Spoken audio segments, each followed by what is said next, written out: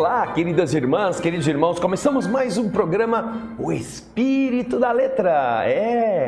Retirando da letra aquilo que por baixo dela, atrás das características gramaticais, nós encontramos de ensinamento. Estamos estudando o livro Libertação. Você se lembra o capítulo anterior, o capítulo 7º? Então, agora você pode acompanhar conosco o capítulo 8º. Você procure sempre ter consigo uma caneta, um papel, um lápis, até mesmo para você marcar palavras diferentes, porque nós vamos fazendo, graças ao apoio que nós recebemos dos trabalhadores que nos ajudam aqui a produzir este programa, nós vamos fazendo os sinônimos ficarem mais facilmente encontráveis, acessíveis. E você então, ao invés de ficar pulando aquela palavra, porque o dicionário está longe, né? Nós já estamos colocando sinônimos para você entender o contexto sem precisar saltar.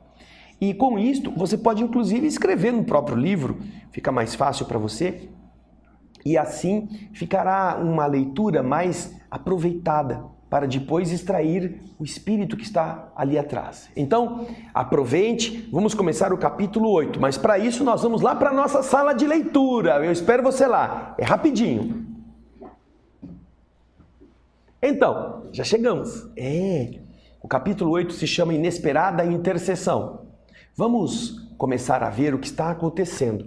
Eles vão entrar em contato agora com o Gregório, não é mesmo? E aí André Luiz está contando. A sala em que fomos recebidos pelo sacerdote Gregório semelhava-se a um estranho santuário, cuja luz interior se alimentava de tochas ardentes. Sentado em pequeno trono que dava a ele uma figura singular no desagradável ambiente, a exótica, excêntrica personagem rodeava-se de mais de 100 entidades em atitude adorativa. Adoravam aquele homem, ficavam ali dando a ele aquela reverência. Parecia uma coisa muito importante para a sua característica de personalidade, não é mesmo? 2 áulicos, 2 servos, extravagantemente vestidos, manejavam grandes turíbulos, aqueles incensários, aquelas coisas em que as pessoas balançam, não é? Em que se colocam incensos, como ele diz aí, no interior do qual se consumiam substâncias perfumadas de violentas emanações, um perfume ruim, forte, segundo André. Ele continua dizendo que Gregório vestia uma túnica escarlate, uma túnica vermelha, e aureolava-se, nimbava-se de um halo pardo escuro, cujos raios inquietantes e contundentes nos feriam a retina. Nós lembramos a você que logo no começo deste livro nós falamos de quem se tratava esse Gregório. É o Papa Gregório VII. Então ele está vestido muito semelhantemente àquele tipo de roupa que ele usava. E ele tinha uma atmosfera pardo-escura que impressionava os espíritos que eram capazes de enxergá-lo. Aí André Luiz continua dizendo: ele fixou em nós um olhar penetrante, percussiente e inquiridor, e estendeu-nos a mão, dando-nos a entender que podíamos nos aproximar. Fortemente empolgado, acompanhei Gúbio. Quem seria Gregório naquele recinto? Um chefe tirânico ou um ídolo vivo, saturado, carregado de misterioso poder? 12 criaturas estavam contornando esse dourado assento, ajoelhavam-se humildes, atentas às ordens que lhe saíssem da boca. Com um simples gesto, determinou um regime sigiloso para a conversação que ele entabularia, que ele estabeleceria conosco, porque em alguns segundos todo o recinto se esvaziou de todos aqueles quantos estavam ali dentro presentes, que eram estranhos a nós.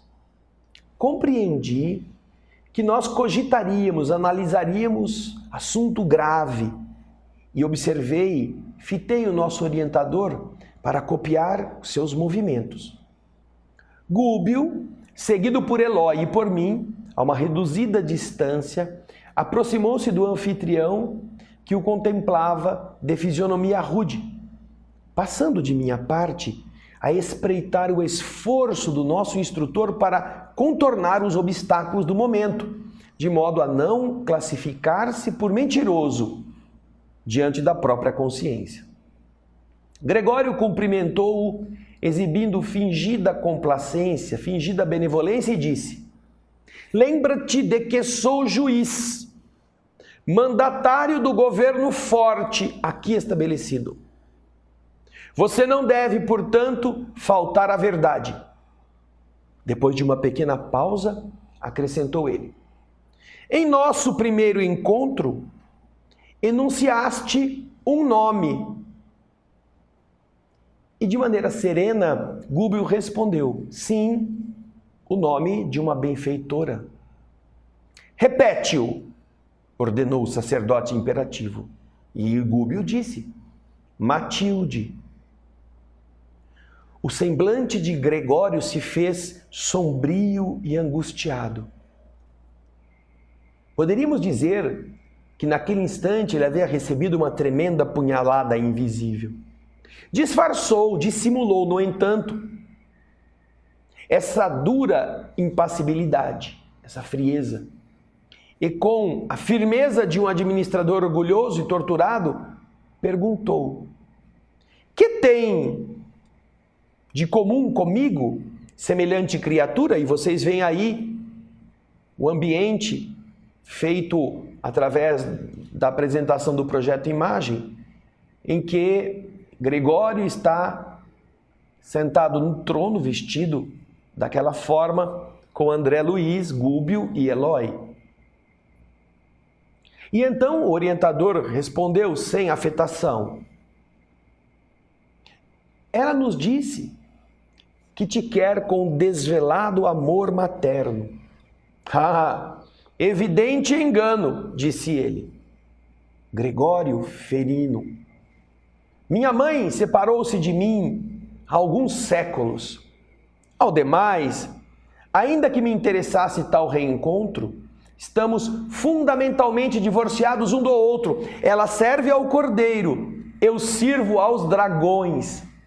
Aquela particularidade da palestra bastava para que minha curiosidade explodisse, indomável. Quem seriam os dragões a que se reportava? Gênios satânicos da lenda de todos os tempos? Espíritos caídos no caminho evolucionário de inteligência voltada contra os princípios salutares e redentores do Cristo, que todos veneramos na condição de Cordeiro de Deus? Sem dúvida, não me equivocava. No entanto, Gúbio lançou-me significativo olhar, certamente depois de sondar-me em silêncio, a investigação íntima, convidando-me sem palavras a fechar os lábios entreabertos de assombro. Indiscutivelmente, aquele instante não comportava a conversação de um aprendiz e devia destinar-se às manifestações conscientes e seguras de um mestre. E então Gúbio disse a ele: respeitável sacerdote, disse isto com bastante humildade, com grande surpresa para mim, diz André. Não te posso discutir os motivos pessoais. Sei que há uma ordem absoluta na criação e não ignoro que cada espírito é um mundo diferente e que cada consciência tem a sua rota. Criticas, porventura, os dragões que se incumbem da justiça? Perguntou Gregório duramente. E Gúbio, com simplicidade, disse: quem sou eu para julgar? Não passo de um servidor na escola da vida. E o sacerdote altivo disse: sem eles, sem os dragões, que seria da conservação da terra? Como poderia trabalhar o amor que salva sem a justiça que corrige? Os grandes juízes são temidos e condenados. Entretanto, suportam os resíduos humanos, convivem com as nojentas chagas do planeta, lidam com os crimes do mundo, convertem-se em carcereiros dos perversos e dos vis, dos desprezíveis. Estava lá, inflamado, o sacerdote Gregório. Estava defendendo aqueles a quem ele serve, que ele disse que serve aos dragões. E veja só que interessante essa comparação, não é mesmo?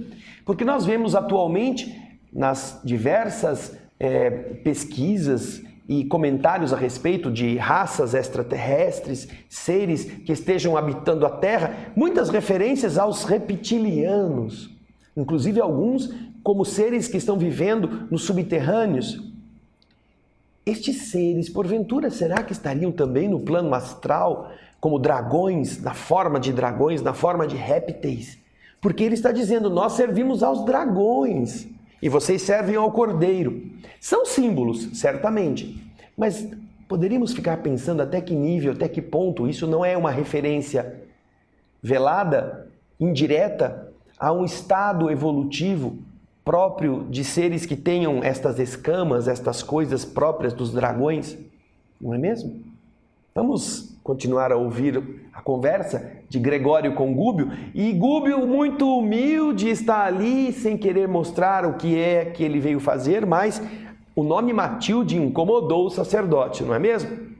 Ele foi o Papa, e a Matilda, lembram da Matilda? Foi a sua defensora na terra. Não foi sua mãe biológica, mas atuou como uma mãe que defende um filho, a quem ela apoia. Mas isso a gente vai ver no próximo bloco. Eu espero você.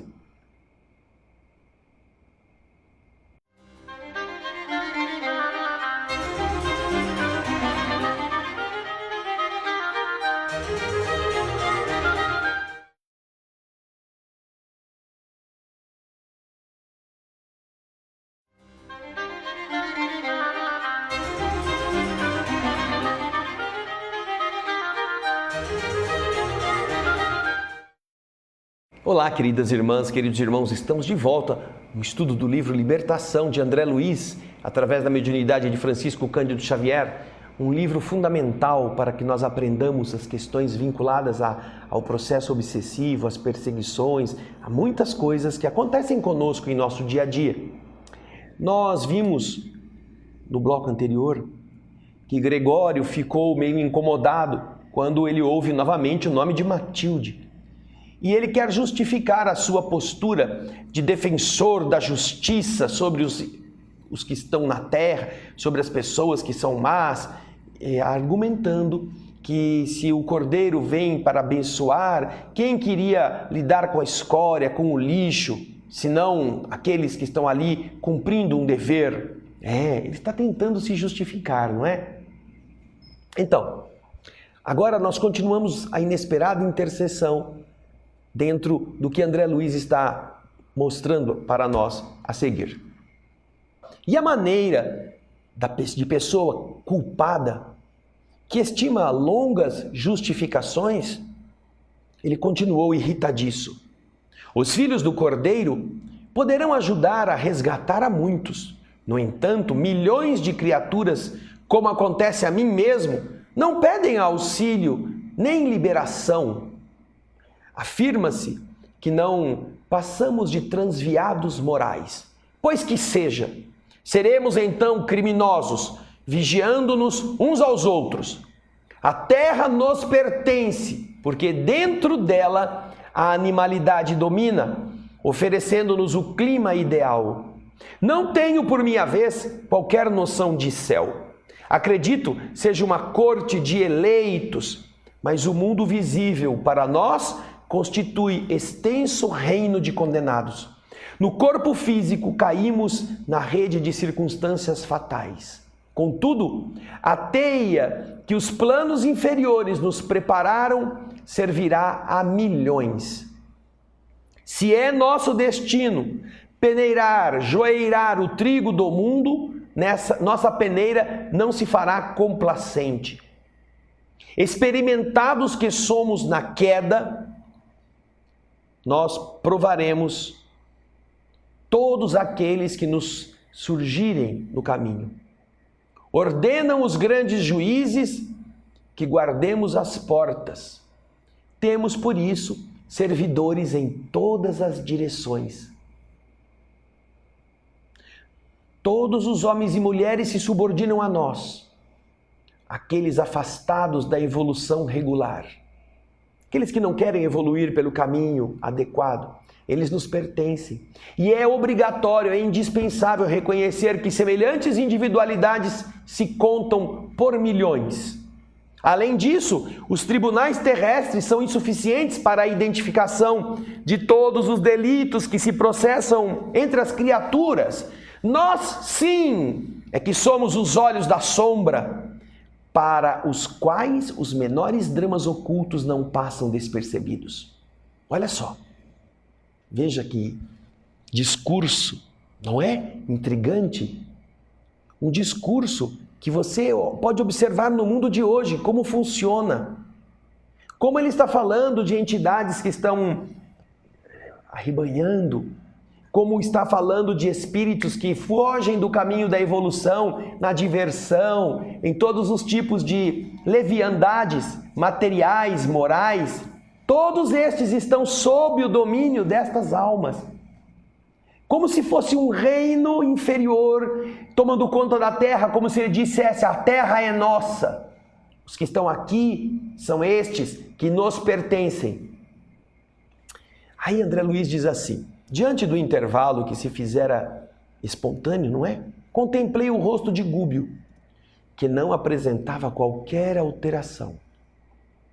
Olhava Gregório com humildade e então disse: grande sacerdote, eu sei que o Senhor Supremo nos aproveita em sua obra divina, segundo as nossas tendências e possibilidades de lhe satisfazer os desígnios. Os fagócitos, as células brancas no corpo humano, são utilizados na eliminação da impureza, do mesmo modo que a faísca elétrica irrompe, inicia insofreável, caindo do céu, a fim de sanar os desequilíbrios atmosféricos. Respeito assim o teu poder, porque se a sabedoria celeste conhece a existência das folhas tenras das árvores, sabe também a razão de teu extenso domínio. Entretanto, não concordas em que a nossa interferência prevalece sobre a fatalidade, que é um círculo fechado de circunstâncias que nós mesmos criamos? Não estou habilitado a apreciar o trabalho dos juízes que administram estes pousos de sofrimento reparador. Conheço, contudo, os quadros pavorosos que se desdobram ao teu olhar. Observo de perto os criminosos que se imantam, se ligam uns aos outros. Sondo de vez em quando os dramas sombrios daqueles que jazem, que permanecem nas furnas de dor, magnetizados ao mal que praticaram. E não ignoro que a justiça deve reinar consoante as determinações soberanas. Todavia, respeitável Gregório, não admite que o amor instalado nos corações redimiria todos os pecados? Não aceita você, porventura, a vitória final da bondade através do serviço fraterno que nos eleva e conduz ao Pai Supremo? Se gastássemos nos cometimentos divinos do Cordeiro as mesmas energias que se gastam, que se despendem a serviço dos dragões, não alcançaríamos mais rapidamente os objetivos do supremo triunfo? O sacerdote ouviu, contrariado, e clamou com desagradável inflexão de voz: como pude te escutar calado tanto tempo? Somos aqui julgadores na morte de todos aqueles que malbarataram, que desperdiçaram os tesouros da vida. Como inocular, como injetar amor em corações enregelados, endurecidos, congelados? Não disse o Cordeiro certa vez que não se deve lançar pérolas aos porcos? Para cada pastor de rebanho na terra, há 1000 porcos ostentando as insígnias da carne. E se o teu mestre reclama pegureiros, os pastores, ao seu apostolado, que fazer de nossa parte, se não constituir equipes de inteligências vigorosas, especializadas em corrigir as criaturas delinquentes que se colocam sob nossa vara diretiva? Os dragões são os gênios conservadores do mundo físico e se esmeram, se aperfeiçoam em preservar a aglutinação, o agrupamento dos elementos planetários. Coerentes com a lógica, não entendem o paraíso de imposição. Se o amor conquistasse a terra de um dia para outro, desintegrando-lhe os abismos escuros a fim de que a luz sublime aí brilhasse para sempre, fácil e instantânea, como acomodar nesse clima celestial as consciências de lobos e leões, panteras e tigres? Pela extrema analogia que ainda guardam com essas feras, essas almas que habitam formas humanas aos milhares de milhares, que seria do céu se não vigiássemos os infernos? Uma gargalhada sarcástica e barulhenta, estrepitosa, seguiu-lhe as palavras. Gúbio, porém, não se perturbou. Com simplicidade, voltou a dizer: ouso lembrar, todavia, que se nos lançássemos todos a socorrer os miseráveis, a miséria se extinguiria. Se educássemos os ignorantes, a treva não teria razão de ser. Se amparássemos os delinquentes, oferecendo-lhes estímulos à luta regenerativa, o crime seria varrido da face da terra. O sacerdote fez vibrar uma campainha que me pareceu destinada a expandir-lhe as expressões de ira e gritou, rouquenho: cala-te, insolente! Sabes que te posso punir? Sim, concordou nosso orientador imperturbável. Suponho conhecer a extensão de tuas possibilidades. Eu e meus companheiros, a uma leve ordem de tua boca, podemos receber prisão e tortura. E se esta representa a vontade de teu coração, estamos prontos a recebê-las. Conhecíamos de antemão as probabilidades contra nós nesta aventura. Entretanto, o amor nos inspira e confiamos no mesmo poder soberano que te permite aplicar a justiça. Gregório olhou Gúbio assombrado à vista de tamanha coragem. E certamente, aproveitando essa transformação psicológica do momento, enunciou com firmeza serena: declarou-nos Matilde, a nossa benfeitora, que a tua nobreza não se dissipou e que as tuas elevadas qualidades de caráter permanecem invioladas, não obstante a direção diferente que imprimiste aos passos. Por isto mesmo, identificando-te o valor pessoal, chamo-te de respeitável nos apelos que te dirijo. A cólera do sacerdote pareceu diminuir. Não acredito em tuas informações, disse ele contrariado, mas seja claro nas rogativas, não disponho de tempo para falas inúteis. Não tinha tempo, e nós também não dispomos de tempo agora. Vamos para o nosso breve intervalo e na volta vamos ver como é que Gregório e Gúbio vão se entender. Mas é daqui a pouquinho. Eu espero você.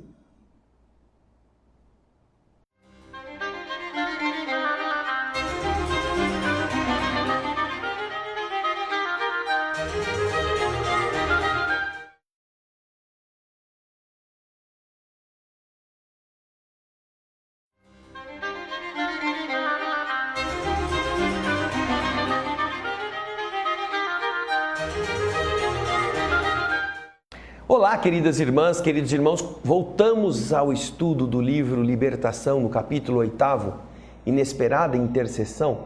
Nós estávamos vendo o diálogo entre Gregório e Gúbio, e agora, depois de Gúbio ter se postado de uma forma firme e generosa diante do sacerdote, não sem antes dar uma alisada no ego, mas de uma forma verdadeira, não é?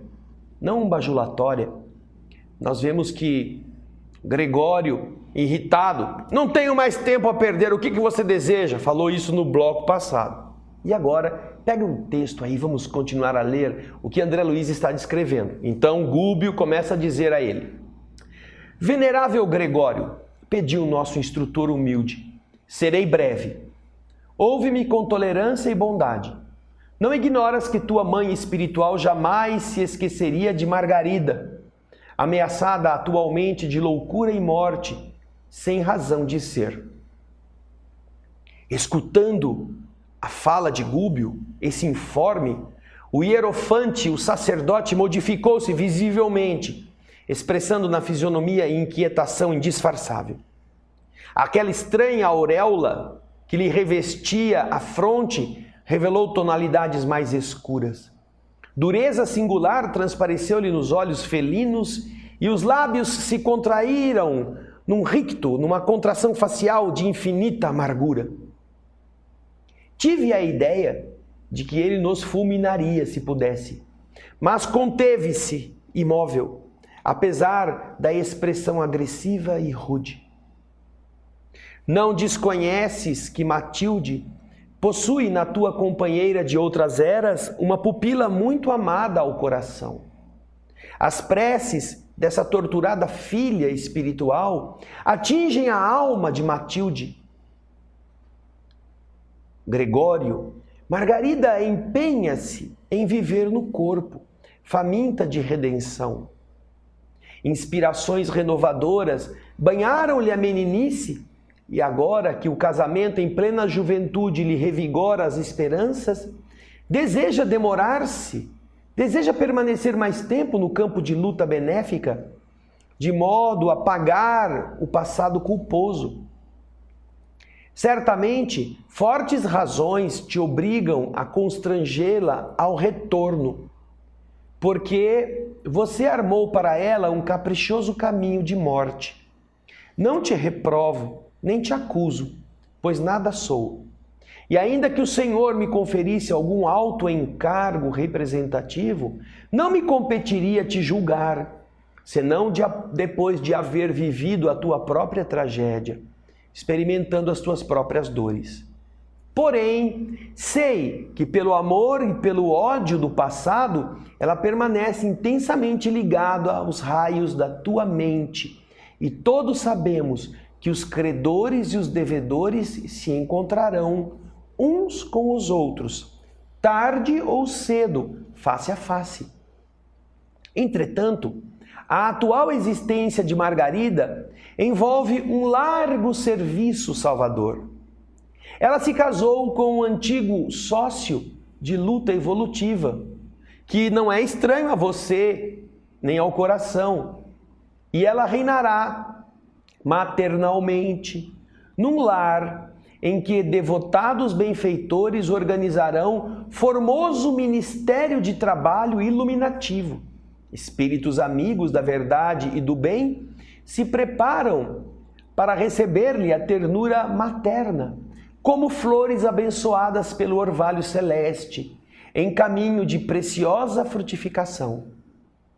Venho te rogar, portanto, seja suavizada a vingança cruel. Nossa alma, por mais impassível, modifica-se com as horas. O tempo tudo devasta e nos subtrai todos os patrimônios da inferioridade para que a obra de aperfeiçoamento permaneça. A matéria que nos serve às manifestações se modifica com os dias. E por mais invencíveis que fossem os poderosos juízes aos quais obedeces, não ultrapassariam eles de nenhum modo a autoridade soberana do Todo Misericordioso, que lhes permite agir em nome da corrigenda, afeiçoando-lhes a tarefa ao bem comum. Dito isto, diz André, pesados minutos de expectativa e de silêncio caíram sobre nós. Nosso instrutor, no entanto, longe de desanimar, retomou a palavra em voz súplice. Se ainda não consegues ouvir os recursos interpostos pela lei do Cordeiro Divino, que nos recomenda o amor recíproco e santificante, não se faça surdo aos apelos do coração materno. Ajuda-nos a libertar Margarida, salvando-a da destrutiva perseguição. Não se faz imperioso, não é necessário a tua presença pessoal. A nós nos bastará a tua indiferença, a fim de que nos orientemos com a precisa liberdade.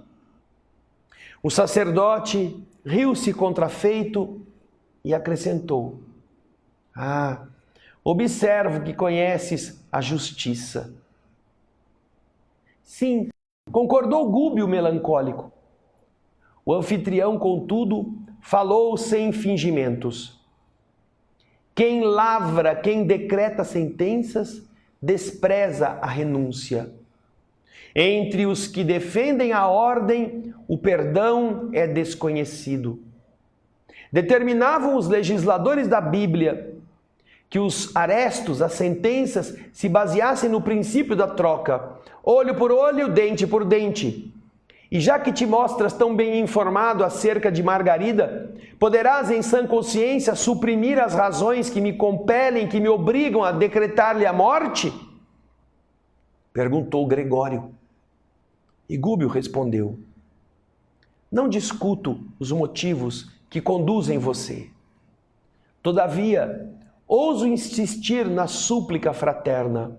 Auxilia-nos a conservar aquela existência valiosa e frutífera, ajudando-nos, quem sabe, talvez pelos braços carinhosos da vítima de hoje, tu mesmo poderias voltar ao banho lustral, ao banho purificador da experiência humana, renovando caminhos para glorioso futuro. E ele respondeu, gritando, contrafeito: qualquer ideia de voltar à carne me é intolerável. E Gúbio continua: sabemos, grande sacerdote, que sem a tua permissão, em vista dos laços que Margarida criou com a tua mente, poderosa e ativa, nos seria difícil qualquer atividade libertadora. Promete-nos independência de ação. Não te pedimos que suspenda a sentença, nem pretendemos inocentar Margarida. Quem assume compromissos diante das leis eternas é obrigado a encará-los de frente, agora ou mais tarde, para o justo resgate. Nós te rogaríamos, contudo, adiamento na execução dos teus propósitos. Concede à tua devedora um intervalo benéfico, em homenagem aos desvelos de tua mãe, e possivelmente os dias se encarregarão de modificar este processo doloroso. Que rogativa, não? Puxa vida, que emocionante conversa em que alguém que veio para ajudar com todo o poder superior de que dispõe, se rebaixa abaixo da condição daquele obsessor, daquele espírito duro, que se faz grande pela arrogância, pela prepotência, e que inteligente sabe conduzir os argumentos para iludir as mentes mais frágeis.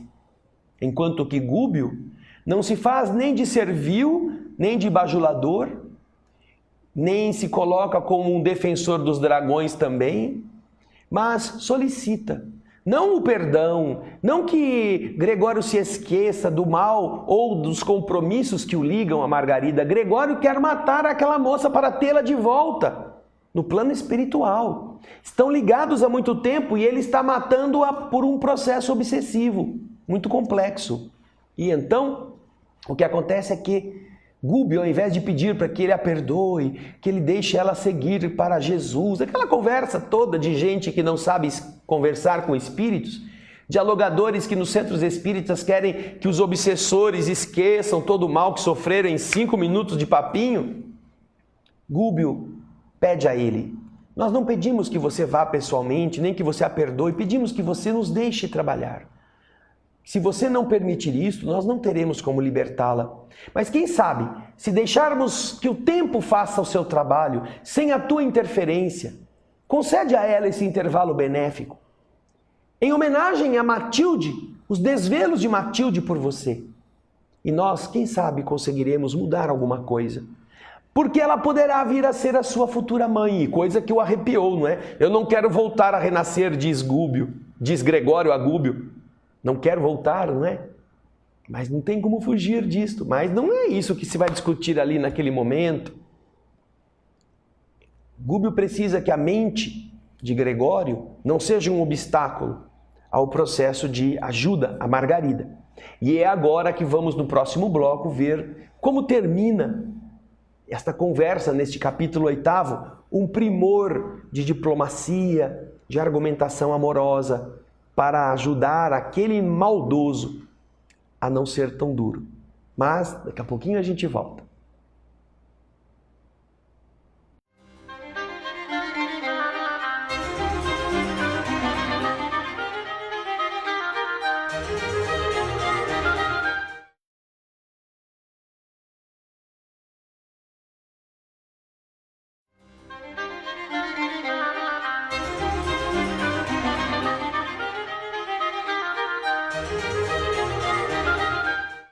Olá, estamos de volta para o último bloco deste capítulo tão interessante, não é mesmo?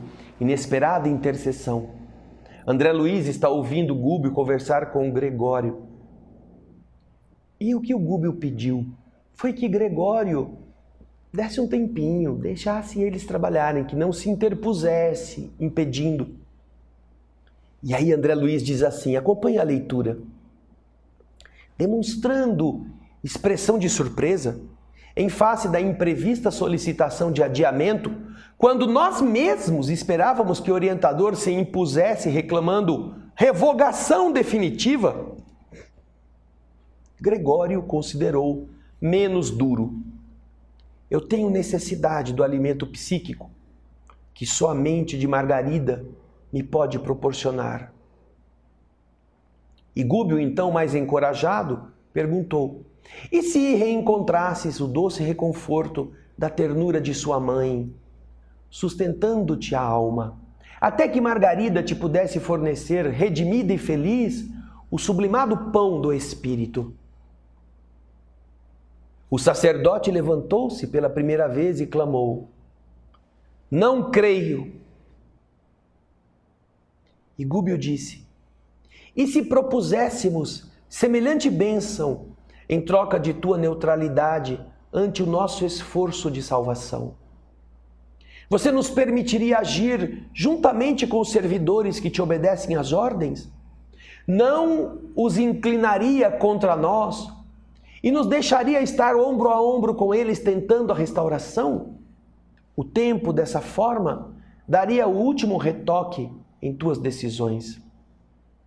Gregório refletiu alguns instantes e respondeu, é muito tarde. E o instrutor, inquieto, perguntou, por que é muito tarde? E o sacerdote disse, o caso de Margarida está definitivamente entregue a uma falange de 60 servidores de meu serviço, sob a chefia de um duro perseguidor que odeia a família dela.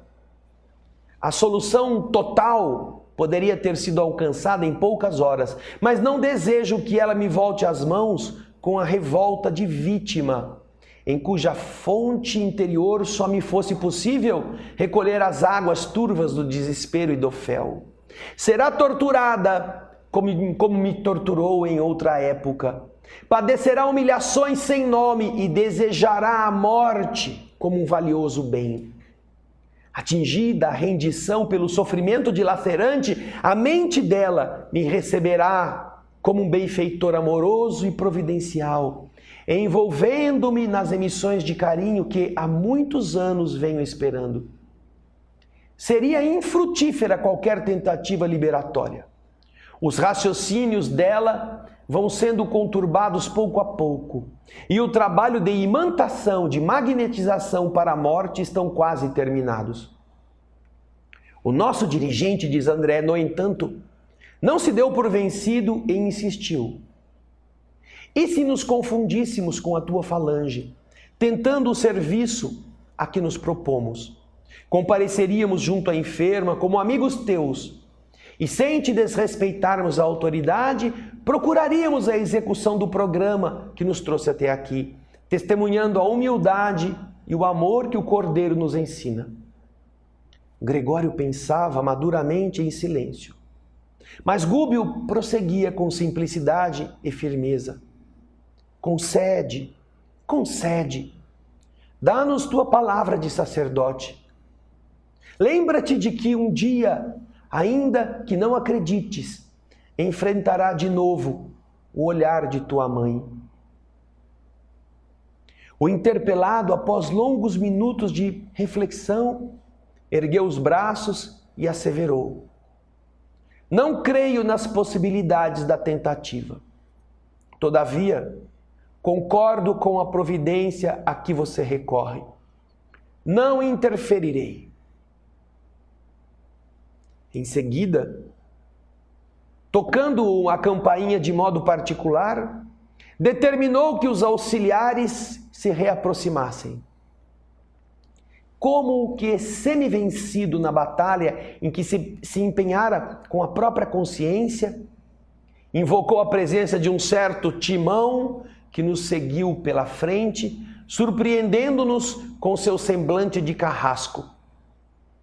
Dirigiu-lhe a palavra, indagando pelo andamento do caso Margarida, ao que o preposto informou estar o processo de alienação mental quase pronto.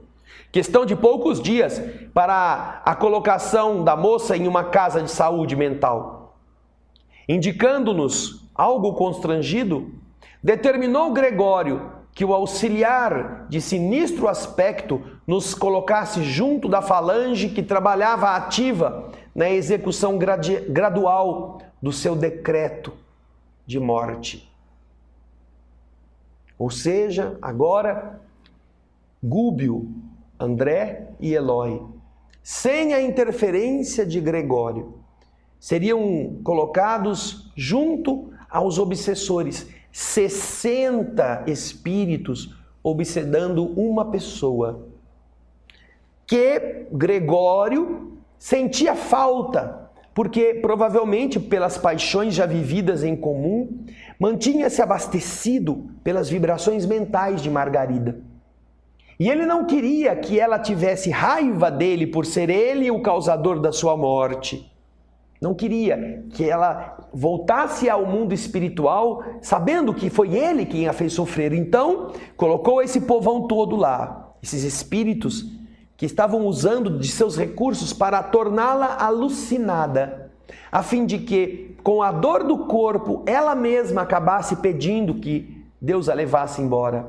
Você vê a astúcia, como que as entidades são maliciosas e como que muitas vezes nós não percebemos as jogadas que eles realizam para que nós saiamos de um determinado caminho e caminhemos na direção que parece certa, que parece boa, mas que na verdade vai nos levar a um abismo. Os bons espíritos sempre nos alertam, vigiem, estejam atentos, confiem na oração, confiem na proteção espiritual, mas procurem manter o pensamento lúcido.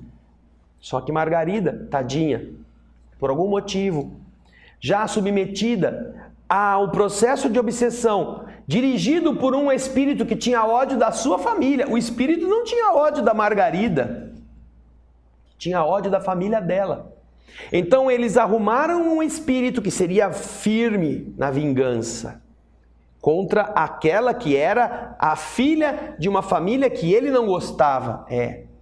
E então colocaram esse espírito duro, endurecido, no comando de 60 outras entidades que, graças àquilo que já tinham feito, estavam a ponto de encaminhar Margarida pela alucinação, pela falta de equilíbrio, pela debilidade física, a um processo de loucura que a levaria a um sanatório.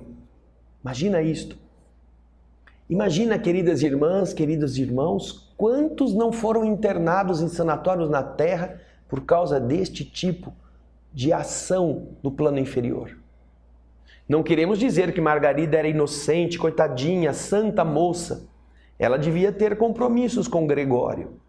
Ela devia ter feito coisas ruins para ele. Mas ela, junto com ele, se mantinham em um estado de simbiose. Simbiose vibratória, simbiose fluídica. Pelas vivências de outros tempos, Os dois eram perseguido e perseguidores. Só que agora Gregório está no plano espiritual, quer a vinda de Margarida para o seu lado, para receber dela carinho, como se ela encontrasse nele o benfeitor que a resgatou daquele corpo doente, daquele corpo aflito, sem saber, pelo menos num primeiro momento, que foi Gregório quem construiu toda a armadilha.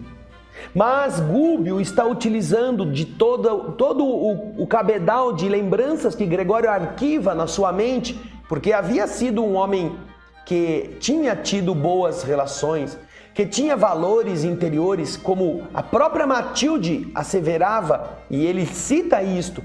Eu te chamo de venerável porque Matilde falou muito bem a respeito dos valores que você possuía e que não estão mortos dentro de você. É por isso sim que nós te respeitamos.